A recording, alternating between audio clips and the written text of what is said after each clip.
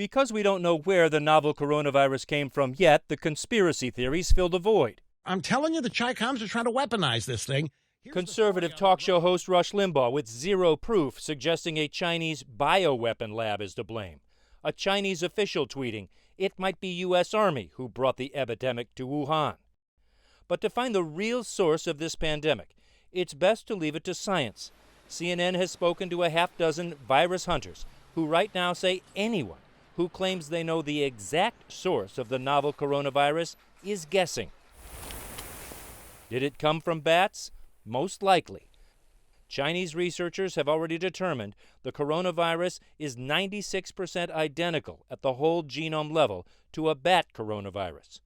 27 public health scientists from across the U.S. and the world wrote this letter in the journal Lancet, condemning conspiracy theories and citing scientific evidence, including the U.S. Centers for Disease Control, that supports the theory that overwhelmingly conclude that this coronavirus originated in wildlife, as have so many other emerging pathogens. The common thread is wildlife. These pathogens emerge from wildlife.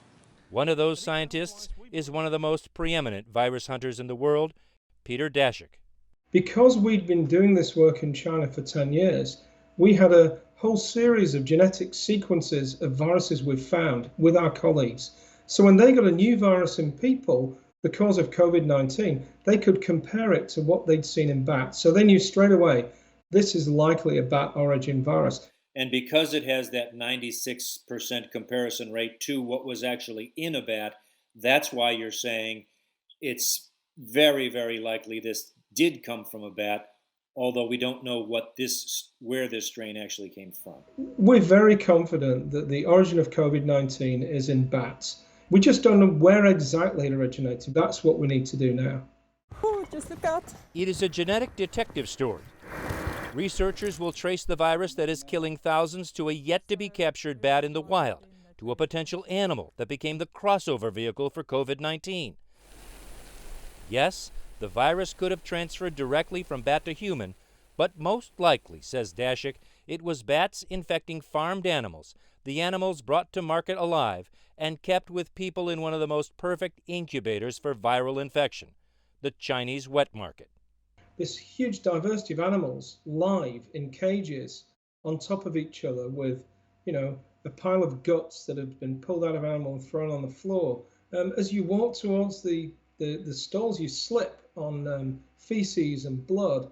These are perfect places for viruses to spread. Not only that, people are working there, people are coming in and buying animals, they're chopping them up in front of you, kids are playing there, families almost live there. It's called zoonotic spillover. Professor Andrew Cunningham with the Zoological Society of London has studied them for decades. Wet markets, these live animal markets, are certainly a very good way of, if you like, trying to get a virus to spill over into people from wildlife.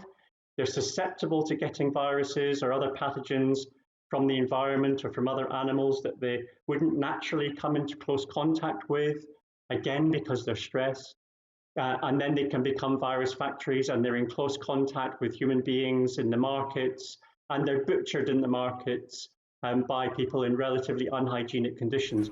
Other researchers point to reports from China that some of the earliest cases were not associated with the wet market.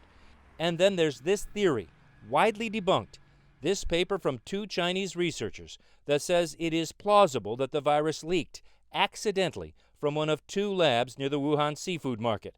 After an uproar and heated denials by the Chinese government, one of the authors told the Wall Street Journal the paper had been withdrawn because it was not supported by direct proofs.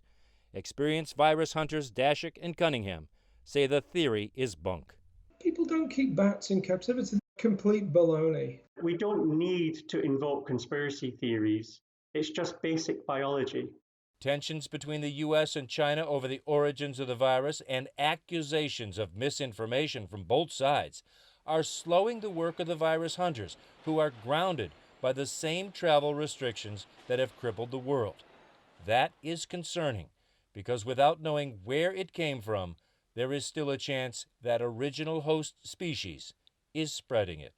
If there was a so-called intermediate host, an animal that the bat virus got into and then allowed it to get into people, the virus might still be in that host. And there are hundreds, thousands of these animals in farms, and maybe the virus is still there. So even if we get rid of the outbreak, there's still a chance that that virus could then re-emerge, and we need to find that quickly.